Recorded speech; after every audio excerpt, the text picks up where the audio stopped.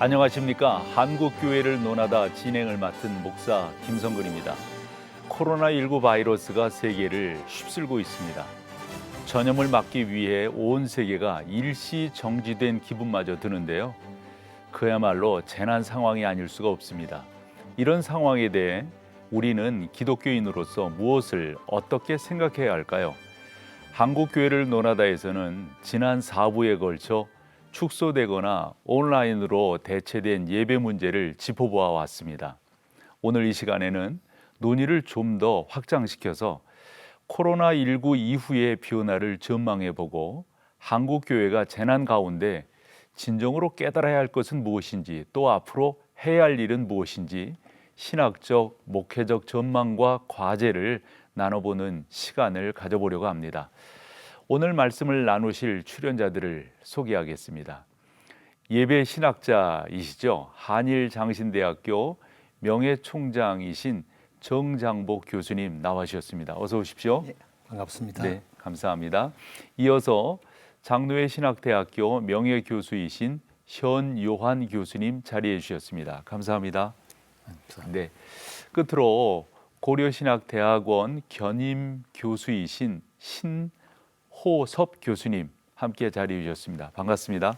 반갑습니다. 네, 감사합니다. 한국교회를 논하다 특집으로 보내드렸던 주일 예배가 회복되어야 한다 일부에서 우리 정 교수님께서 하셨던 말씀이 지금도 쟁쟁하게 남아 있습니다. 주일에 닫힌 교회 문을 붙잡으시고 눈물을 흘리셨다는 말씀에 저뿐만 아니라 우리 시청자 많은 분들이 감동을 받으셨고 우셨다 하셨습니다.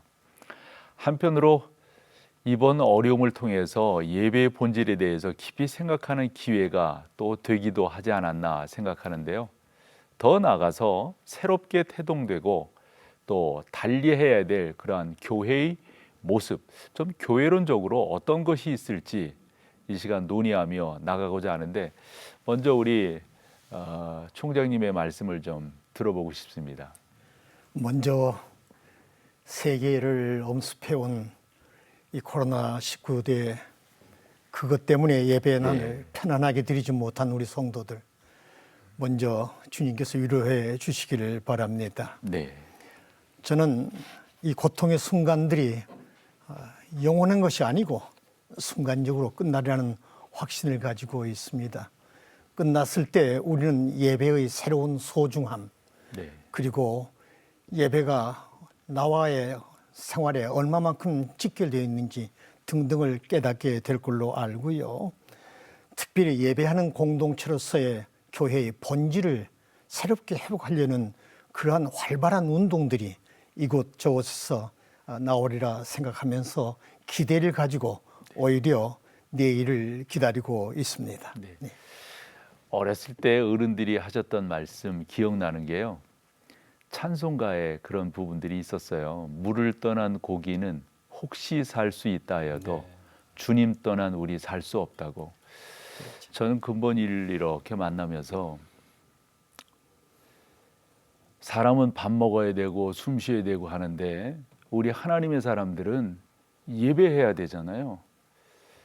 지금도 좀 뭉클함이 없지 않은데 아마 우리 총장님께서는 평생 동안 그런 예배에 대한 가르침을 주셨기 때문에 또 후학들에게 지금 저 목회자들 중에도 조금 옥신각신하는 분들이 계실 것 같아요. 좀 단호하게 말씀을 해주신다면 어떨까요? 예배는 결코 단절될 수 없습니다. 단 환경에 따라서 내용의 변경이라든가 또는 장소의 변경은 가능합니다. 그러나 예배를 중단한다든가 단절한다는 이러한 단어들은 사용 안 하신 게 좋겠습니다는 말을 먼저 드립니다. 네. 참 지자체장들도 예배에 대해서 그렇게 그분들은 정치하는 분들이니까 표현을 그렇게 하실 수 있다 하더라도 우리 현장에 있는 목회자들은 우리 성도들은 예배에 대한 표현들을 좀 더 신중하게 해야 되리라 하는 생각을 먼저 가져봅니다. 우리 현요한 교수님께도 좀 여쭙고 싶은 것은 지난 몇 주간 한국교회가 예배에 대해서 많은 그런 서로 간의 오해 아닌 오해들을 좀 받았어요. 교회가 나름대로 열심히 함에도 불구하고 언론들이 그런 부분들은 잘 전해주지 않았죠. 그와 같은 어려움은 지금도 현재 진행형이지 않나 싶은데요. 결국은 언젠간 코로나도 끝나지 않겠습니까? 이제 어떻게 하면 예배의 본질을 되새길 수가 있고 회복될 수 있을까?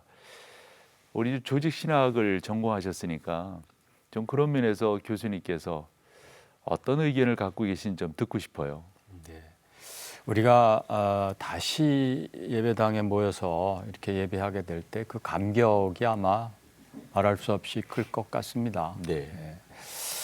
그런데 이제 쉽게 정말 옛날과 같이 돌아갈 수 있을까 걱정하시는 분들도 많은 것 같고요.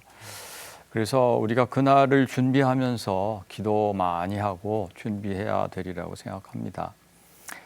옛날처럼 그 인원이 다 모일 것인가라는 것도 우려가 되지만 제가 오늘 생각해 보고 싶은 것은 정말 이 기회를 통해서 우리 예배의 진정성이 그게 회복되는 기회가 됐으면 참 좋겠다. 네. 그런 생각을 해봅니다. 정말 우리가 영과 진리로 예배한다고 하지만 그렇지 않은 경우도 있는 것 같아요. 우리 정 총장님 예배학 시간에 많이 말씀하시지만 성언 운반 일념 이렇게 많이 말씀하셨는데 그게 아니라 목사가 자기 과시하고 자기 자랑하고 하나님 말씀이 아니라 딴 얘기하고 무슨 기복주의적인 설교하고 뭐 그런 걸 떠나서 우리가 정말 참된 예배, 참된 복음, 참되게 하나님 예배하는 그런 예배로 돌아가야 하는 것이 아닌가 그런 생각을 해봅니다. 예. 이번 기회가 그런 어떤 양면성을 갖고 있는 것 같아요. 그러나 좀 더 우리는 긍정적인 면들을 바라봐야 되는 것이니까요. 정말 하나님께서 우리 가운데 원하시는 것은 뭔지 정말 절절하게 느껴지고 있습니다. 우리 신호섭 교수님께는 그런 면에서 예배의 본질 또 회복에 대해서 교수님 생각은 좀 어떠신지. 네. 참 안타깝게도 지금 예배가 중단되거나 또는 제한되거나 금지되고 있는 초유의 사태를 맞이하고 있는데 그래서 일상에 우리가 평상시 예배 드렸던 그 예배의 소중함이 네. 얼마나 정말 귀했던가를 다시 한번 모든 성도들이 교회들이 깨닫게 되는 그런 귀한 계기가 됐다고 생각을 합니다. 예배의 본질은 뭐 두말할 필요 없이 사람이 예배하는 인간으로 창조되었다는 점에 있겠죠. 예배는 인간의 본질입니다. 하나님을 반역한 죄인 된 인간이 저마다 사실 자기가 원하는 우상을 섬기고 미신을 믿고 있지만 본래 하나님을 예배할 때가 가장 진정으로 행복할 때이고 하나님만을 예배하는 것이 인간의 제일 되는 목적이라고 그렇죠. 우리가 알고 있지 예. 않습니까? 이런 점에서 이제 예배가 반드시 회복되어야 되는데 그러려면 저는 이제 세 가지 좀 생각을 해봤습니다. 하나는 자기 마음이 원하는 대로의 예배를 제거해야 되겠다. 죄인이 편리주의를 따르다 보면 뭐 한도 끝도 없지 않겠습니까? 그렇게 되면 상황과 타협하게 되어 있고 진정한 예배는 어렵게 되겠죠. 그리고 이것은 두 번째 긴밀한 그 연결점으로 연결되어 있는데 성경적 예배를 바르게 확립하는 것이라고 봅니다. 기독교의 예배가 우리 교수님 계시지만 어느 날 갑자기 하늘에서 뚝 떨어진 것이 아니지 않습니까? 기독교 2000년 역사 가운데 수많은 신학자들이 또 목회자들이 논의와 연구를 통해서 확립이 된 것입니다. 오늘 여기 나오신 모든 교수님들을 다 장로교인데 장로교는 헌법을 소유하고 있고 헌법 안에 예배의 모범이 있고 그 예배의 모범에 성경적 예배를 규정하고 있지 않습니까? 그러니까 그 예배의 성경적 그 규정적 원리가 뭐 의심할 여지 없이 기도, 찬양, 하나님의 말씀, 그리고 헌상, 세례와 성찬, 뭐 강복선언 이런 것들은 제거할 수 없는 예배의 원리이니까 이런 예배의 원리에 따라서 볼 때 온라인 예배를 우리 생각해 볼 때 비인격성이나 또 비대면성, 또 성례의 부재, 헌상의 의미의 퇴색, 성도의 교제가 제한되어 있고 약화되어 있는 이런 등등의 여러 문제점들이 좀 있다고 봅니다. 예. 한 가지만 더 덧붙여 보자면 예배의 지금 회복에 대해서 말씀하고 있으니까요. 많은 교인들이 지금 한 4주째, 5주째 온라인 예배 또는 가정 예배로 전환하고 있는데 엄청난 피로감을 호소하고 있습니다. 대형 교회들은 자체 방송국이 있어서 예배를 실황 중계하고 지금 몇 명이 접속하고 있는지 트래픽을 알 수가 통해서 알 있죠. 수가 있잖아요. 예. 그런데 놀라운 사실은 설교가 끝나자마자 대다수의 교인들이 나간다는 점이죠. 그러니까 이건 뭐냐면 예배가 다 끝나지도 않았는데. 예배의 모든 그 예전의 순서가 안 끝났고 강복 선언도 끝나지 않았음에도 불구하고 엄청난 숫자가 빠져나갔다고 합니다. 이런 상황은 결코 참된 예배의 모습이 아니고 예배가 무엇인지도 모르는 것을 여실히 보여주고 그렇죠. 있다고 봅니다. 그러니까 설교를 포함한 모든 예배의 예전을 중요하게 여기는 예배가 참된 예배이겠지요. 따라서 이 사태가 종식이 되면 이런 성경적 예배의 정립과 교육이 저는 시급하다고 생각을 네. 합니다.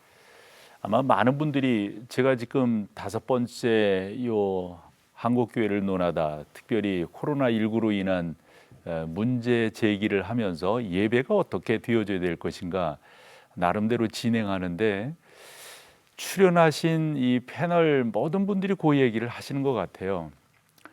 예배의 본질이 이번 기회 때 잘 회복되었으면 좋겠다. 우리가 앞서서 이야기한 예배 회복과 더불어서 반성하고 회복해야 할 점들은 무엇인지 우리 또 현 교수님께 좀 여쭤보고 싶습니다. 어떤 부분들 이제 교수님 입장에서는 조직신학적으로 조금 더 하실 말씀들이 있으실 것 같아요. 이번 이 코로나19 사태를 겪으면서 교회가 많이 그 비판의 대상이 된 것 같습니다. 뭐 오해를 받은 측면도 있고 우리가 억울한 점도 많긴 한데요. 그러나 또한 이게 또 우리 자신을 돌아봐야 할 문제이기도 할 것 같습니다. 우리 기독교가 사실은 뭐 그동안 사회 봉사도 많이 했지 않습니까? 정말 그리고 많죠. 예. 이번 코로나19 이것을 이 사태 중에도 예. 교회가 뒤에서 정말 많은 일들을 해왔는데 그런 것들은 뭐 잘 알려지지 않는 것 같고요. 근데 더 중요한 거는 전 그건 것 같습니다. 교회가 그렇게 좋은 일을 많이 했는데 교회 안에서 생기는 여러 가지 좀 잘못된 일들 네. 그런 것들이 하나씩 터질 때마다 그동안 쌓아왔던 어떤 그렇죠. 신뢰의 점수라고 그럴까요? 이게 확 날아가 버리는 것 같아요. 이를테면 뭐 교회가 지금 너무 분열돼 있지 않습니까? 그 우리 한국 교회가 어디 국제사회에 나가서 모임하다가 말하기가 참 부끄러운데 얼마나 많은 교파가 분열돼 있습니까? 우리 모두 여기 계신 분들 장로교지만 우리나라에 장로교 이름 붙은 게 100개가 된다 그렇죠. 그래요. 그것도 문광부에 속해 있는 게 그렇다고 그러죠. 예, 그리고 또 요즘에는 개 교회들마다 왜 그렇게 분쟁이 많은지 분쟁이 너무나 많습니다. 그리고 뭐 교직자 선거에 어떤 부패가 있다든지 담임 목사 집 세습 문제라든지 뭐 기독교 지도자들이 무슨 성폭행, 성추행에 뭐 연루돼서 그 문제가 된다든지 공금 횡령이라든지 여러 가지 비리 문제 이런 것들이 언론에 터질 때마다 우리가 그동안 잘해왔던 이거 다 무너지는 것 같아요. 그런 거 우리가 정말 회개해야 된다고 생각됩니다. 이런 걸 계기로 해서 우리 자신을 돌아보고 네, 네. 정말 회개해야 된다고 생각합니다. 또 하나 좀 말이 길어서 죄송한데 꼭 말씀드리고 싶은 거는 미처 생각하지 못하는 것일 수 있는데요. 우리 교회와 더불어서 인류 전체가 각성해야 될 문제가 많다는 것이죠. 왜 이 신종 전염병이 생기는가? 뭐 전에 없던 이 질병이 생기거든요. 그런데 이게 사실은 야생동물에게서 이제 뭐 옮겨왔다고 하는데요.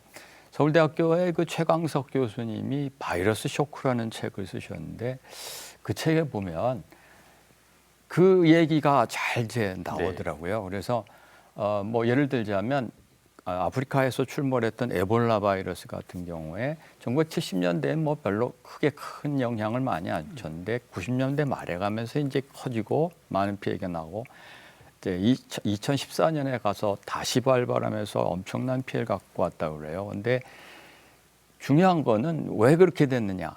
사람이 열대우림을 파괴하고 왜? 금광을 채취하기 위해서. 또 뭐 목재를 위해서 그 벌채하고 그런 과정에서 가뭄이 오고 먹을 것이 없어지고 그러다 보니까 사람들이 박쥐를 잡아먹고 박쥐에게서 감염된 야생 침팬지를 잡아먹고 그렇게 하다가 그렇게 됐다는 거예요. 네, 뭐 전염 경로가 아니요 그렇다. 네, 그래서 결국 말하고자 하는 건 이 최 선생님 얘기는 인간이 문제라는 거죠. 인간의 욕심, 인간이 자연환경을 파괴하고 우리식으로 말하면 뭐 하나님의 창조 세계를 파괴하고 오염시킨 거, 이 죄를 우리가 함께 심각하게 고려하고 회개해야 된다는 거죠. 사실 모든 면에 교회가 다 연관되어져 있고 지금 교수님 말씀하신 것도 성도들이 그 가운데 많이 있으니까요. 우리가 한 번 더 짚어봐야 될 것 같습니다. 총장님 지금 말씀하신 이런 말씀들에 대해서 조금 정리하며 나가실 게 있다면 어떤 게 있을까요? 네, 그 하나님은 그 말씀을 곧 66권의 성경을 통해서 이제 우리에게 훤히 보여주신 그 기록인데요. 인간이 자만하고 그리고 교만의 늪에 빠지면 하나님은 그걸 구경을 못 하십니다. 항상 경고하시고 안 들으면 그때는 전쟁, 진노, 재앙을 통해서 반드시 돌이키게 만드시는데 그동안 우리가 물질 문명 이 첨단 달리는 세계 속에 달리면서 하나님이 필요 없는 세계를 추구하기에 너무 바빴습니다. 이걸 하나님께서 도저히 참고 네. 계시지 않은 걸 느끼면서 예. 범사에 감사하라는 이 말씀을 생각하면서 그 감사의 안경을 써보니까 다음 세 가지가 제 눈에 비칩니다. 저는 그 세 가지를 첫째는 하나님의 진노의 손길 앞에 우리의 옷깃을 여미고 자성과 회개를 할 수 있어서 참 좋은 기회였습니다. 두 번째는 인간의 어떤 첨단 과학의 기술도 하나님의 진노의 손길은 피할 길이 없다는 지극히 미미하다는 사실을 깨닫게 해주셨고 그동안 하나님은 우리들에게 자유롭게 마음껏 예배할 수 있도록 했는데 예배의 탈선이 참 많았다.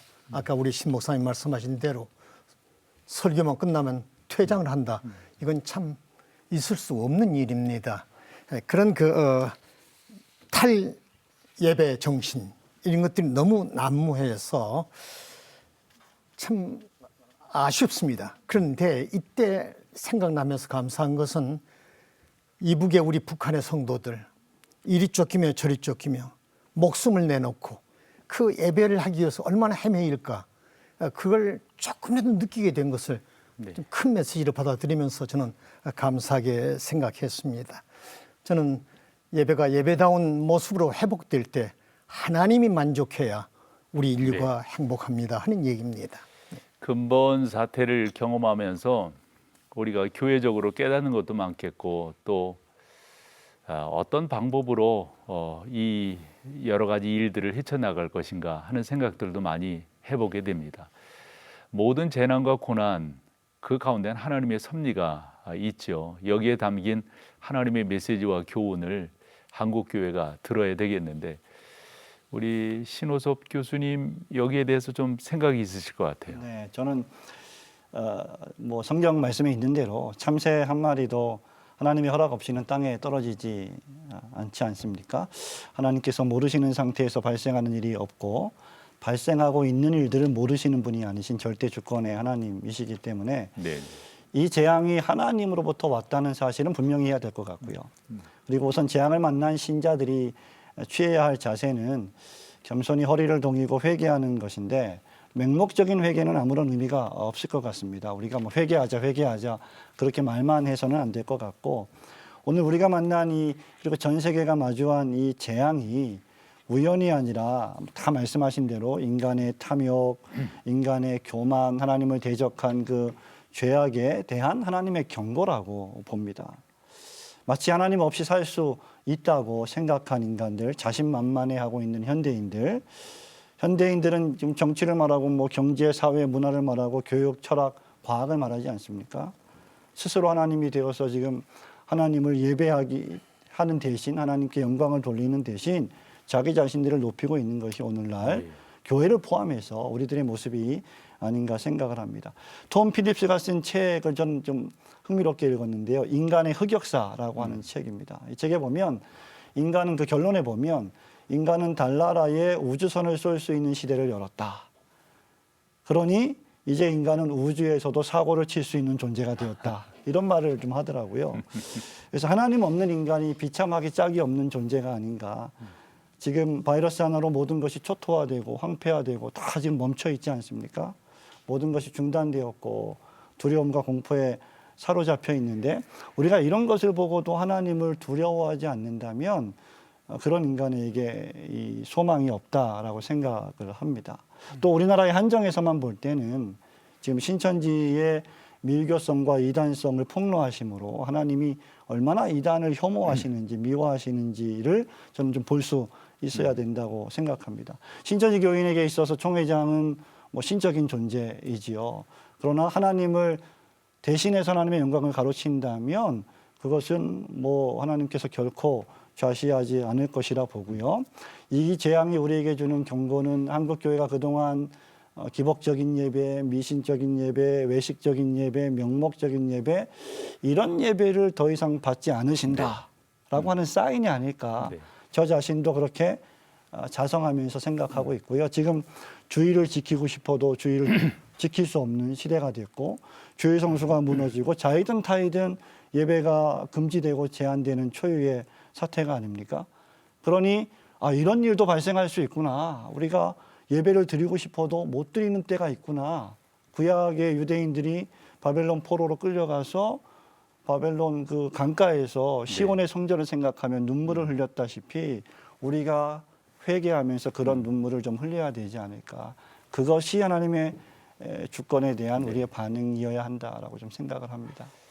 저는 이제 교수님들이 쭉 말씀을 해주시면서 우리는 역사라고 하는 것은 언제나 교훈을 주는데 그 교훈은 우리에게 긍정적인 면도 있고 부정적인 면도 없지 않아 있습니다. 근데 작금의 현상은 너무 교회라고 하는 것에 부정적인 면들을 드러내고 있지 않는가. 교회는 긍정적인 면에서 제대로 잘 해나가고 있는 게 참 많이 있거든요. 저는 그래서 우리 정 총장님께 좀 여쭙고 싶은 것은 이러할 때 좀 목회자들이 좀 이렇게 좀 힘을 얻었으면 좋겠다. 좀 어찌 보면 교수님이 이제 많은 목사들의 선생이시기도 하신데 그런 면에서 좀 독려를 해주신다면 어떠실까요? 좀 이렇게 좀 힘을 내라고. 부탁과 권면입니다. 네, 네. 부탁 딱 한마디로 요약하면요. 목사가 될 때의 초심을 지켜주십시오 하는 부탁입니다. 계시록에서 하나님께서 에베소 교회를 언급하시면서 주셨던 첫사랑을 버렸다 하는 말인데요. 초심은 참 아름다웠는데 교회가 성장하고 위치가 올라가고 영향력이 높아지고 하니까 많이 탈선합니다. 네. 이 초심의 회복, 이건 꼭 지켜주십시오 하는 부탁이고요. 향후 좀 교만하지 맙시다. 좀 겸손합시다. 한마디로 표현하면 섬기는 종이 됩시다. 섬김을 받는 종이 되지 맙시다. 조금 심한 표현입니다만 교회가 부흥하면 목사가 제왕적 위치에 올라가서 분수를 지키지 못합니다. 받는 섬김에 그렇게 매력을 느낍니다. 그리고 막상 주는 섬김, 내놓아야 할 섬김은 인색합니다. 이 두 가지 요소를 좀 지켜주십시오 하는 부탁입니다. 현장의 목사인 제 자신에게 주는 교훈이라고 생각합니다. 언제나 이 죄악은 자기를 중심으로 늘상 생각하게 하니까요. 처음 사람 아담과 하와가 에덴에서 사단의 꾀임을 받아서 했던 첫 번째 행위가 그런 것 아니겠습니까? 하나님 중심의 생각, 하나님 중심으로 나아가야 될 것들이 그것이 잘 이루어지지 않으니까요. 이 시간에 두 분 교수님께 좀 여쭙고 싶은 것은 이 근본 코로나 사태를 기점으로 해서 이제 소멸이 될 거 아니겠어요? 그럼 이제 우리가 일상으로 돌아오게 될 건데 일상으로 돌아올 때 여러 변화들이 있을 것 같아요. 뭐 그 변화들에 대한 전망은 아마 미래학자들이 아마 많이 내놓겠지만 우리 교회적으로 어떤 변화가 있게 될 것인가? 우리 두 분 교수님이 좀 한 말씀씩 해주시면 어떨까요? 예, 뭐 이 코로나19 때문에 뭐 세계 경제도 뭐 지금 흔들리고 뭐 정치도 오락가락하고 좀 당황하고 있는데요. 하여튼 그런 얘기는 뭐 접어놓고 네. 교회를 보자면 코로나 사태가 지나가도 교회가 겪을 어려움은 계속 우리가 아마 겪게 되지 않을까 그런 우려가 좀 있습니다. 구체적으로 하신다면 그러니까 전에 몇 번 우리 이 시간에 말씀하시기도 했지만 그만큼 예배가 잘 회복될까 예전만큼 먼저 상태로. 네 그런 문제와 더불어서 특히 젊은이들이 정말 교회로 많이 돌아올까 하는 문제가 저는 굉장히 걱정이 되는데요. 어제 한국과학기술단대 총연합회에서 진행하는 온라인 토론회를 제가 잠깐 이제 들여다본 적이 있습니다. 근데 거기 그런 말씀을 하시는 분이 계시더라고요. 이번 사태를 통해서 미래가 다가온 걸 경험했다.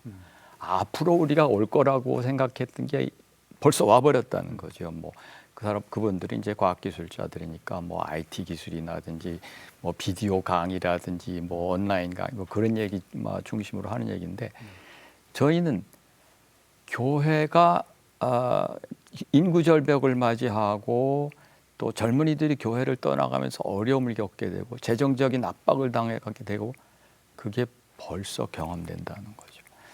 많은 목사님들이 이 사태를 겪으면서 재정적인 압박 때문에 어려움을 막 호소하시더라고요. 이런 것들이 우리가 장래 올 거라고 생각하는 게 앞당겨 오고 있다는 거죠. 그리고 이 사태가 지나가도 그 압박이 쉽게 풀리지 않을 것 같다.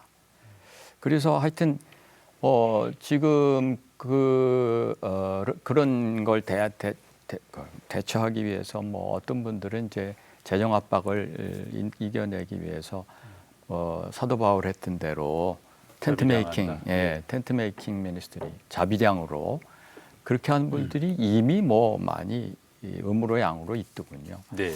근데 그런 것들을 그 장점도 있고 또 문제점도 있지 않겠습니까? 그런 것들을 그분들이 제대로 잘 올바르게 할 수 있도록 네. 그 가이드라인 같은 거를 빨리 만들어야 하지 않을까 그런 생각도 하고요. 젊은이들과 다음 세대 문제인데요. 제가 오래전부터 생각해 오던 것 중에 하나는 우리가 지금 교회 학교 할 때 대부분 교회 학교 지도자들을 신학생들을 시키지 않습니까? 저는 이게 굉장히 문제인 것 같아요. 왜냐하면 항상 그분들이 와서 아마추어 상태에서 와서 잠깐 한 1, 2년 하다 떠나거든요. 그러니까 계속해서 아이들은 아마추어한테 배워야 돼요. 전문가가 아니고. 그래서 교회가 미래를 바라본다면 이런 젊은이들을 위해서 전문적인 사역자, 정말 젊은이들을 사랑하고 어떻게 그들의 마음을 얻을지를 아는 젊은이들의 문화와 이런 걸 잘 이해하는 그런 분들이 사역을 맡아야 되지 않을까. 뭐 그런 생각도 해봅니다. 네. 여러 생각이 많으시겠어요. 네. 예. 우리 신 교수님은 어떠신지요? 뭐 미래학자 이야기를 들어보면 뭐 긍정적인 전망은 없습니다. 그렇죠. 당장 한국 교회 망할 것 같습니다. 그런데 저는 이제 과거에 한국 교회에 문제가 하나 있었다고 하면 예배당에 너무 많이 오는 것이 문제였다라고 생각이 돼요.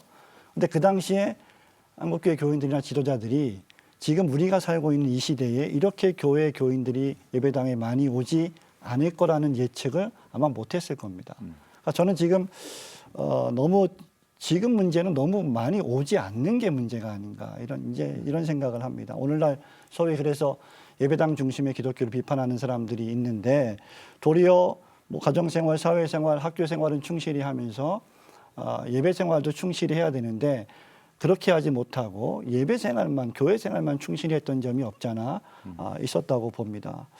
그런데 이제 오늘날 절대 다수의 교인들이 생각해 보십시오. 주일날 예배 딱 한 번 오고 갑니다. 이런 일들이 지금 벌어지고 있고요. 더욱이 이제 온라인 시대를 맞이해서 인터넷 예배가 대세가 될 것이다라는 전망도 있고, 또 특별한 경우에는 예배당을 가지 않아도, 목사를 대면하지 않아도 언제든지 예배를 드릴 수 있고 설교를 들을 수 있는 AI 시대가 올 것이다라고 예측도 합니다. 심지어 미국의 어떤 최근에 한국 교회사 교수는 예배당 중심의 현장 예배를 이젠 탈피해야 된다, 이런 말들까지 하고 있습니다. 주일 성수는 종교개혁의 산물이고 또 청교도들의 산물이다라고 주장하는 분들도 계세요. 이런 상황 속에서 공동회집의 예배, 주일 성수를 이야기하면 소위 제가 젊은데도 꼰대 소리를 듣는 그런 지금 시대가 되어버렸습니다. 하지만 저는 여전히 지금 한국 교회에 참되게 하나님을 섬기고 예배하는 많은 진실한 성도들이 있다라고 믿고요. 그들은 모이기를 피하는 어떤 사람들의 습관과 같이 하지 않고 오히려 지금 이렇게 어려운 상황에서 한 번 예배 드리는 것만으로 만족하지 못하고 더 영성을 사모하고 더 말씀을 사모하는 사람들, 그래서 예배하며 모여서 성도의 교제를 더욱 소중히 여기리라고 저는 이제 생각을 합니다. 우리가 지금까지 겪어보지 못했던 초유의 사태를 맞으면서 지금 온라인 예배 4주, 5주 가정 예배 드리고 있는데요. 제가 알고 있는 어떤 성도는 온라인으로 집에서 예배를 드리는데 아이들이 한 번은 이제 3주째, 4주째 예배를 드리니까 한 명은 침대에 눕고 한 명은 소파에 누워서 스마트폰 보고 있고 이렇게 해서 예배가 도무지 안 되더라는 겁니다. 그래서 가정 예배로 전환을 해야 되겠다라는 생각을 저한테 이야기를 했습니다. 무슨 얘기냐면 온라인 예배가 한계가 있습니다. 우리가 앞으로 코로나 사태가 종식이 되고 나서 온라인을 적극적으로 활용하자고 하는데 그건 한계가 있는 거죠. 그리고 한시적이고 불가피하게 사용되어야 한다고 저는 생각을 합니다. 그래서 이제 교단마다, 각 교회마다 우리가 디지털 시대에 맞는 새로운 형태의 죄송합니다. 온라인 교육 방법 개발이 좀 더 활성화될 것으로 보고 이런 것들은 현장 예배, 성도의 교제가 함께 모여서 공동회집의 예배를 돕는 수준의 그런 역할을 해야 되는 것이 마땅하다고 저는 생각을 합니다. 예배는 예배가 갖고 있는, 또 예배가 담고 있는 분명한 요소들이 있어요. 이것이 무슨, 그래서 저희는 학교 때 배울 때도 설교와 강의가 뭐가 다르냐, 선생님들로부터 질문을 받았거든요. 그 질문에 대해서 우리 흔히 그 프리칭이라고 하는, 즉 설교라고 하는, 말씀드리고 싶은 것은 예배가 담고 있는 예배만의 독특성 때문에 지금 말씀드리는 거거든요. 우리 정장복 총장님은 평생 예배를 강의해 보신, 또 강의해 오신 분이시니까 총장님의 말씀이 또 있으실 것 같아요. 먼저 이 사태가 끝나는 날 평가를 해야 될 텐데 부정적인 면과 긍정적인 면, 이걸 이제 좀 진행해 주시면 고맙겠습니다. 저는 이 염려된 부분을 한 3가지로 추려보고 그리고 긍정적인 부분을 한 5가지로 추려보았습니다. 첫째는 이 일이 끝난 다음에 나는 옳았고 너는 틀렸다 하는 그러한 온라인 예배에 대한 그런 그 아규먼트가, 논쟁이 만약 전개된다면 이건 큰 불행입니다 하는 그런 염려가 하나 있고요. 두 번째 염려는 아까 말했습니다만 불가피하게 우리가 채택한 하나의 온라인 예배라는 방법이 만약 정착이 된다면, 그래서 그저 모바일 하나만 가지고 언제 어디서나 예배하는 이러한 우리의 생활로 변화가 된다면 이건 교회의 본질이 흔들려집니다. 다시 말하면 예배란 하나님의 백성들이 한 신앙을 고백하면서 일정한 시간에 일정한 장소에서 성도의 교제를 나누면서 한 하나님을, 한 예배의 형태를 가지고 드리는 예배하는 공동체가 이제 사라질 어떤 위험이 있지 않을까 하는 것이고, 세 번째는 아까 우리 형 교수님 말씀했습니다만 재정적인 손실이 큽니다. 이번 이 기회를 통해서 우리 선교 사업을 통해서 각종 사업에 문제가 많고, 현재 목사님 교회는 모르겠습니다만 많은 교회 부목들이 생활비를 못 받은 교회가 발생하고 있습니다. 그래서 이제 진정한 예배의 뜻보다는 이 목회자가 어쩔 수 없이 어떤 헌금을 강요하는 그러한 부작용이 지금 나올 수 있다. 염려됩니다. 긍정적인 부분이 또 좋습니다. 저는요, 죄송합니다. 이런 표현을 써서 아주 신나는 그 기사를 요즘 열심히 읽고 있습니다. 특별히 유튜브를 통해서 늘 많이 보고 있는데요. 세계에서 IQ가 제일 높은 민족이 우리 민족입니다. 네, 네, 두 번째로 교육 수준이 제일 높습니다. 네. 그래서 그런지는 모르지만 이 재앙 앞에 아주 성숙한 자세를 보이면서 사재기가 전 세계에 지금 다 남발하고 있는데 우리는 끄떡없이 대처해 나가는 이 모습을 보면서 저는 아주 자랑스럽습니다. 그 다음에 한국교회 선교사들이 선교지에 나갔을 때 이렇게 우러러 볼 수 있는 민족의 선교사가 와가지고 우리를 선교한다 할 때 이게 선교의 무대가 이제는 힘을 받겠죠. 힘을 받고 그리고 어떤 반응이 달라지리라 생각합니다. 이건 인간이 할 수 없습니다. 네. 돈으로 해결할 수 없습니다. 정치로 해결할 수 없습니다. 이건 하나님이 하신 일입니다. 나는 아주 기쁘게 생각합니다. 여기서 하나 유의할 게 하나 있습니다. 이때 예배를 인도하는 주의 종들이 곧 목회자들이 진정 아까 제가 늘 즐겨 쓰는 단어입니다만 성원 운반 일념 하나님의 말씀만 전달해 줘야 되겠다는 예. 이것이 살아 움직여야지 여전히 인간의 말로 가득 찬 설교가 된다면 예배는 또다시 무너집니다. 이건 좋은 기회입니다. 이제 새로운 정신과 새로운 기분을 가지고 새롭게 전 활력소를 찾는데 이때 하나님의 말씀만 들려주는 설교가 이어진다면 우리 한국 교회에 희망이 있지 않겠습니까? 그리고 카타콤베를 또 바빌론 포로 때 그 예배 장소를 찾지 못해서 헤매었던 그 감격을 생각하면서 내 예배당의 소중함, 내 교회의 소중함을 느끼면서 사는 어떤 밝은 미래가 엮어지지 않을까 이렇게 보고 있습니다. 네. 저는 이제 이 진행을 맡으면서 또 저는 또 개교의 목사이기도 하니까요. 교회라고 하는 게 당연히 그렇죠. 교회가 우리 신앙의 즉 예배당이 중심일 수가 없죠. 그러나 예배당은 우리의 신앙을 표현할 수 있는 중요한 매개체가 되고 동기부여가 될 수 있는 사실 과정이 없이 하나의 결과를 만들어내는 것은 곤란한 거잖아요. 그런 면에서 반대쪽에서 이야기하는 분들에게 저는 좀 더 그렇게 교회당이라고 하는 게 우리 신앙생활에 얼마나 중요한 방점을 찍게 하는가 이런 부분들도 놓치지 않았으면 하는 생각을 가져봅니다. 이렇게 진행을 해오다 보니까 시간이 별로 없어서 우리 각 분들에게 조금씩 한 1분 남짓 좀 시간을 드릴 수 있을 것 같아요. 네. 예. 우리가 예배에 하고 대한 싶은 말씀이 있으시면 네. 말씀 그 예배 회복에 대해서 저는 예배 그 두 가지 축이 있다 뭐 이렇게 생각할 수 있을 것 같아요. 하나 이제 교회가 공동체가 모여서 예전을 갖추어서 드린 그것의 중요성 우리가 뭐 지금까지 많이 얘기했고 뭐 아주 뭐 그건 당연한 거죠. 네, 네. 근데 그것과 함께 같이 가야 될 것이 바로 생활의 예배, 삶의 예배다. 그 로마서 12장에서 말하듯이 너희 몸을 하나님이 기뻐하시는 거룩한 산 제사로 드려라. 뭐 히브리서 13장 26절에 말씀하시 선을 행함과 서로 나눠주기를 잊지 말라. 이것이 하나님 이런 제사를 기뻐하신다. 그래서 이 공동체 예배와 생활의 예배가 같이 가져야 된다. 이것이 저것을 강화해주고 저것이 또 이것의 진정성을 보장하는 이게 같이 가지 않으면 예배는 진정할 수 없다. 전에 지난 4주간 정자목 교수님이 그 엄한 말씀, 말라기 1장 말씀하셨는데 이사야 1장에도 있더군요. 내가 나한테 재물 가져오지 마, 분양하지 마, 싫어. 네.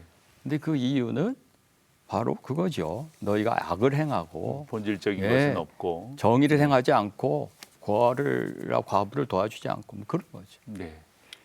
예, 저는 엊그제 어느 인터넷 뉴스에 이런 문장을 읽었습니다. 한 생명을 살리기 위해 기꺼이 제의를 중단할 수 있는 것, 예배를 중단할 수 있는 것, 이웃을 위해 자신이 살 수 있는 마스크를 사지 않는 것, 재난당한 이웃에게 헌금을 보내는 것, 임대료를 깎아주는 것, 손님 끊긴 단골 가게를 애써 찾아주는 것. 근데 그 다음이 문제예요. 어쩌면 이것이 주일 성수보다 더욱 가치 있는 일, 참 예배가 아니겠는가. 얼마나 매력적인 말입니까, 교수님.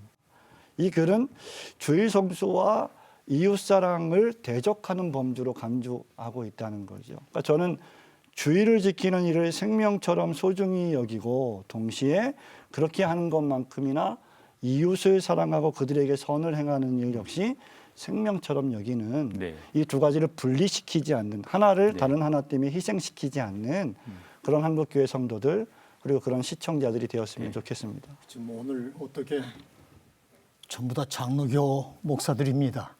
우리가 지금 우리의 그 예배 모범은 웨스트민스터 예배 모범. 그렇죠. 그 거기에 아주 의미 있는 말이 나옵니다. 왕이 나타나도 일체 반응을 보이지 말고 그리고 하나님만을 섬기라. 네.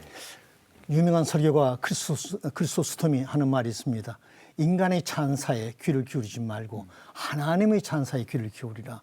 이 말을 좀 명심했으면 좋겠고요. 이제 우리의 교회가 앞으로 예배할 때에 우리 개혁교회가 부르짖었던 5대 슬로건입니다. 오직 성경, 오직 그리스도, 오직 은혜, 오직 믿음, 오직 하나님께만 영광. 이 폐허가 생생하게 가슴에 품고 예배를 드렸으면 하는 것이 저의 간절한 부탁입니다. 우리 총장님께서 결론을 잘 내려주셨다라고 생각합니다. 오늘은 코로나19 바이러스 확산이라고 하는 전 세계적 이 재난 가운데 이와 같은 아름다운 역사들, 노력들이 한국교회를 옳게 세워가고 예배를 회복할 수 있다고 하는 그러한 거룩한 부르심에 좀 더 힘을 내는 우리 모두가 다 되었으면 좋겠습니다. 한국교회를 논하다 오늘 순서 여기서 마칩니다. 함께해 주신 여러분 고맙습니다.